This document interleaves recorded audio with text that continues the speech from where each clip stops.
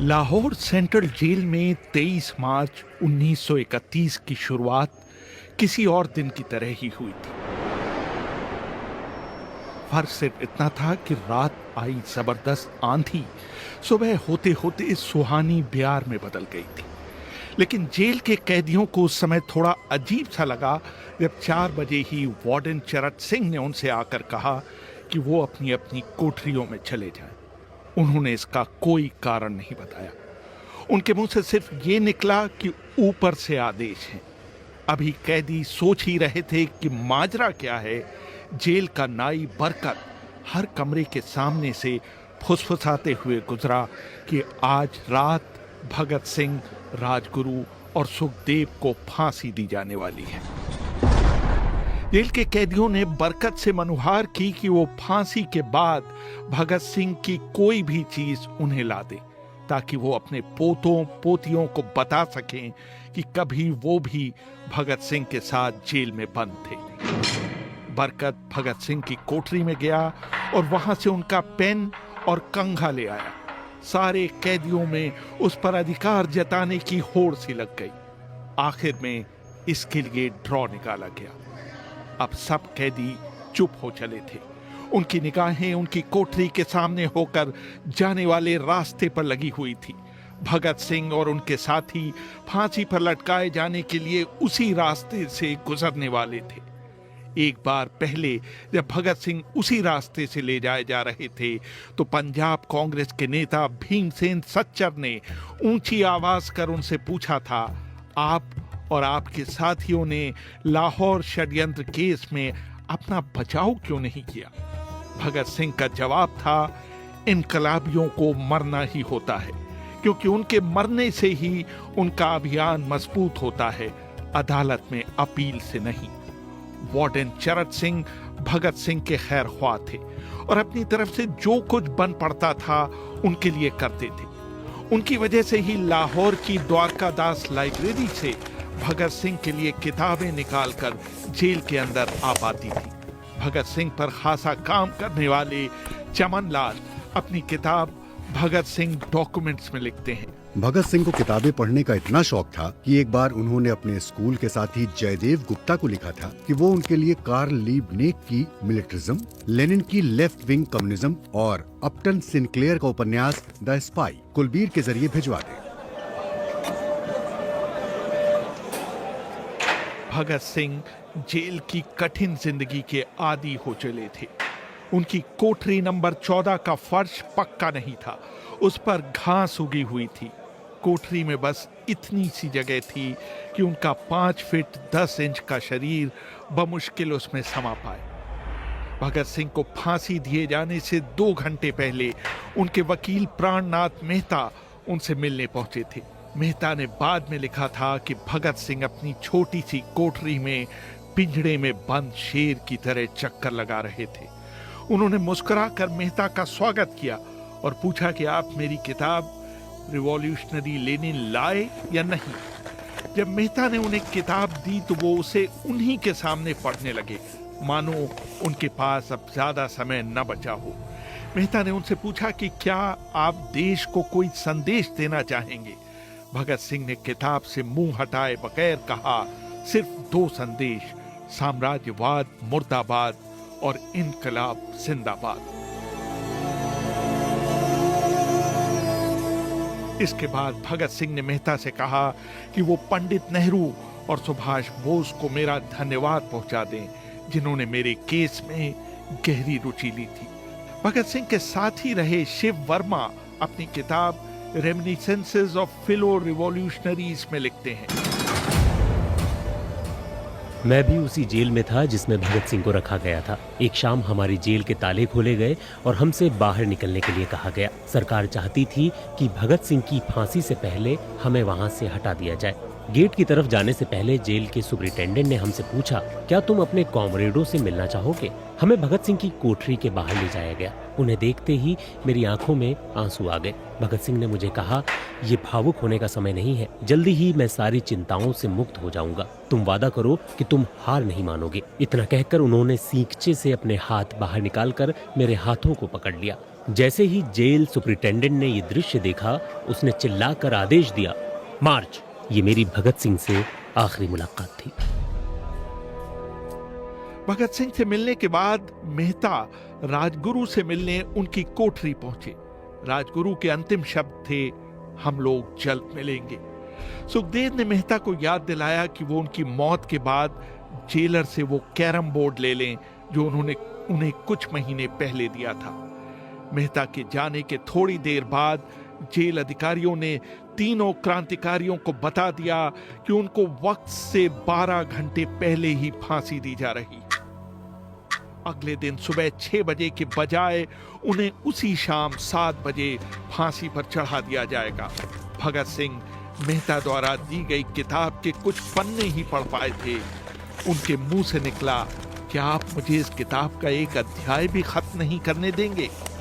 भगत सिंह ने जेल के मुस्लिम सफाई कर्मचारी बेबे से अनुरोध किया कि वो उनके लिए उनको फांसी दिए जाने से एक दिन पहले शाम को अपने घर से खाना लाए, लेकिन बेबे भगत सिंह की ये इच्छा पूरी नहीं कर सके क्योंकि भगत सिंह को 12 घंटे पहले फांसी देने का फैसला ले लिया गया और बेबे को जेल के गेट के अंदर घुसने ही नहीं दिया गया। थोड़ी देर बाद तीनों क्रांतिकारियों को फांसी की तैयारी के लिए उनकी कोठरियों से बाहर निकाला गया। भगत सिंह, राजगुरु और सुखदेव ने अपने हाथ आपस में जोड़े और अपना प्रिय आजादी गीत गाने लगे। कभी वो दिन भी आएगा कि जब आजाद हम होंगे, ये अपनी ही जमीन होगी, ये अपना आसमां होगा। फिर इन तीनों का एक एक करके वजन लिया गया। सबके वजन पहले से बढ़ गए थे। इन सब से कहा गया कि अपना आखिरी स्नान करें। फिर उनको काले कपड़े पहनाए गए, लेकिन उनके चेहरे खुले रहने दिए गए। चरत सिंह ने भगत सिंह के कान में फुसफुसाकर कहा कि वाहेगुरु को याद करो। भगत सिंह बोले, पूरी जिंदगी तो मैंने ईश्वर को याद नहीं किया। असल में मैंने कई बार गरीबों के क्लेश के लिए ईश्वर को कोसा भी है। अगर मैं अब उससे माफी मांगूं तो वो कहेगा कि इससे बड़ा डरपोक कोई नहीं है। इसका अंत नजदीक आ रहा है, इसलिए ये माफी मांगने आया है। जैसे ही जेल की घड़ी ने 6 बजाए, कैदियों ने दूर से आती कुछ पद चापें सुनी। उनके साथ भारी बूटों के जमीन पर पड़ने की आवाजें भी आ रही थी। साथ में एक गाने का भी दबा हुआ स्वर सुनाई दे रहा था, सरफरोशी की तमन्ना अब हमारे दिल में है। तभी अचानक जोर जोर से इनकलाब जिंदाबाद और हिंदुस्तान आजाद हो के नारे सुनाई देने लगे। फांसी का तख्ता पुराना था, लेकिन फांसी देने वाला काफी तंदुरुस्त था। फांसी देने के लिए मसीह जल्लाद को लाहौर के पास शाहदरा से बुलवाया गया था। भगत सिंह इन तीनों के बीच में खड़े थे। वो अपनी मां को दिया गया वो वचन पूरा करना चाहते थे कि वो फांसी के तख्ते से इनकलाब जिंदाबाद का नारा लगाएंगे। भगत सिंह पर किताब लिखने वाले प्रोफेसर मलविंदर जीत सिंह वराइच लिखते हैं, लाहौर जिला कांग्रेस के सचिव पिंडी दास सोंधी का घर लाहौर सेंट्रल जेल से बिल्कुल लगा हुआ था। भगत सिंह ने इतनी जोर से इनकलाब जिंदाबाद का नारा लगाया कि उसकी आवाज सोंधी के घर तक सुनाई दी। उनकी आवाज सुनते ही जेल के दूसरे कैदी भी नारे लगाने लगे थे। तीनों युवा क्रांतिकारियों के गले में फांसी की रस्सी डाल दी गई, उनके हाथ और पैर बांध दिए गए। तभी जल्लाद ने पूछा, सबसे पहले कौन जाएगा? सुखदेव ने सबसे पहले फांसी पर लटकने की हामी भरी। जल्लाद ने एक एक कर रस्सी खींची और उनके पैरों के नीचे लगे तख्तों को पैर मारकर हटा दिया। काफी देर तक उनके शव तख्तों से लटकते रहे। बाद में उन्हें नीचे उतारा गया और वहां मौजूद डॉक्टरों लेफ्टिनेंट कर्नल जे नेल्सन और लेफ्टिनेंट कर्नल NS सोधी ने उन्हें मृत घोषित किया। कुलदीप नैयर अपनी किताब विदाउट फियर में लिखते हैं। एक जेल अधिकारी पर फांसी का इतना असर हुआ कि जब उससे कहा गया कि वो मृतकों की पहचान करे तो उसने ऐसा करने से इनकार कर दिया। उसे उसी जगह पर निलंबित कर दिया गया। बाद में एक जूनियर अफसर ने ये काम अंजाम दिया। पहले योजना थी कि इन सब का अंतिम संस्कार जेल के अंदर ही किया जाएगा, लेकिन फिर ये विचार त्यागना पड़ा क्योंकि अधिकारियों को आभास हुआ कि जेल से धुआं उठते देख बाहर खड़ी भीड़ जेल पर हमला कर सकती है। इसलिए जेल की पिछली दीवार तोड़ी गई। उसी रास्ते से एक ट्रक जेल के अंदर लाया गया और उस पर बहुत अपमानजनक तरीके से उन शवों को एक सामान की तरह फेंक दिया गया। पहले तय हुआ था कि उनका अंतिम संस्कार रावी के तट पर किया जाएगा, लेकिन रावी में पानी बहुत ही कम था, इसलिए सतलज के किनारे शवों को जलाने का फैसला लिया गया।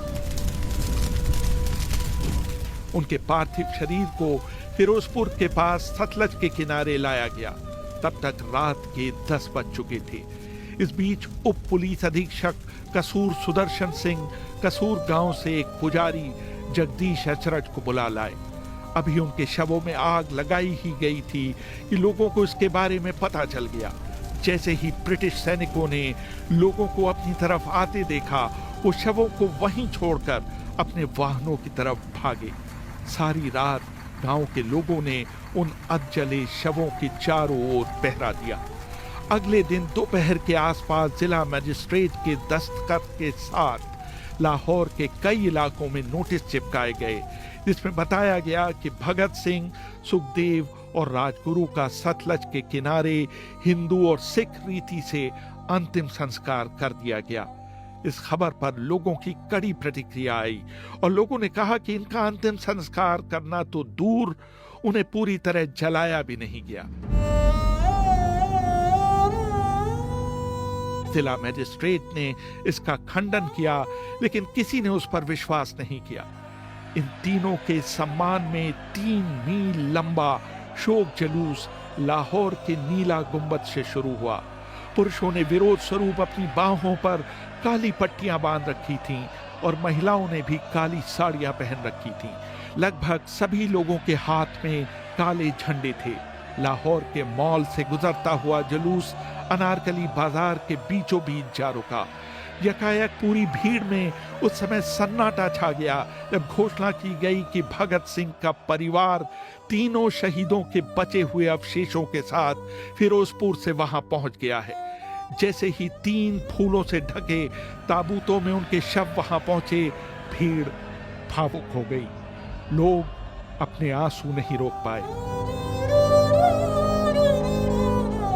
वहीं पर एक मशहूर अखबार के संपादक मौलाना जफर अली ने एक नज्म पढ़ी, जिसका लब्बो-लबाब था कि किस तरह इन शहीदों के अधजले शवों को खुले आसमान के नीचे जमीन पर छोड़ दिया गया। उधर भगत सिंह की फांसी के बाद वार्डन चरत सिंह सुस्त कदमों से अपने कमरे में पहुंचे और फूट फूट कर रोने लगे। अपने 30 साल के करियर में उन्होंने सैकड़ों फांसियां होती देखी थीं, लेकिन किसी ने मौत को इतनी बहादुरी से गले नहीं लगाया था जितना भगत सिंह और उनके 2 कॉमरेडों ने। कम से कम उस समय किसी को इस बात का अंदाजा नहीं था कि 16 साल बाद उनकी शहादत भारत में ब्रिटिश साम्राज्य के अंत का एक कारण साबित होगी और भारत की जमीन से सभी ब्रिटिश सैनिक हमेशा के लिए चले जाएंगे।